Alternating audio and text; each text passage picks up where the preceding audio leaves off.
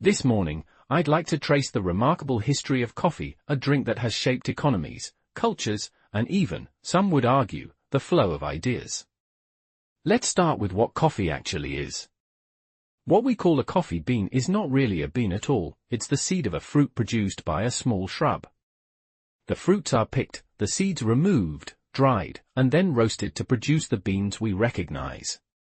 So when you drink coffee, you're really drinking an extract made from roasted seeds.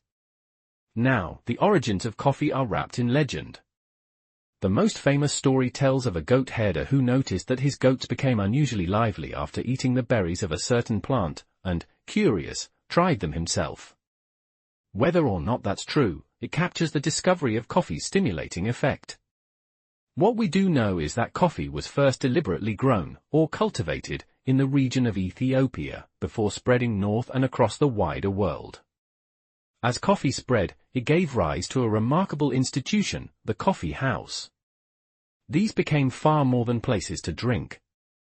They were centers of conversation, and, crucially, of business. People met in coffee houses to trade, to negotiate, and to exchange news. In Europe, they earned a wonderful nickname. They were sometimes called penny universities, because for the price of a cup, a penny, you could sit and listen to the discussion of the day, and many claimed to learn as much there as at any college. This very liveliness made some authorities nervous. Because coffee houses were places where people gathered and talked freely, certain rulers came to see them as dangerous, as breeding grounds for criticism and unrest, and more than once attempts were made to ban them altogether. These bans rarely lasted, however, the coffee house was too popular to suppress. Let me turn now to production. Today, virtually all the coffee we drink comes from two species. The first, and the one prized by connoisseurs, is Arabica. The second is Robusta.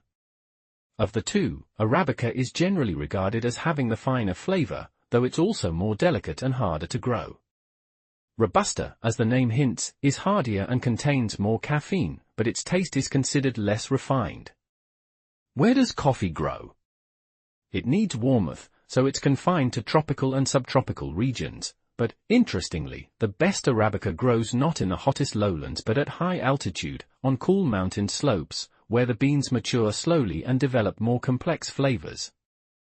Finally, a word on economics. Coffee is not merely a pleasant drink, it is a giant of world trade. In fact, it ranks among the most valuable traded commodities on the planet, supporting the livelihoods of many millions of people across dozens of countries. From a goat herder's curiosity, if the legend is to be believed, has grown one of the great industries of the modern world.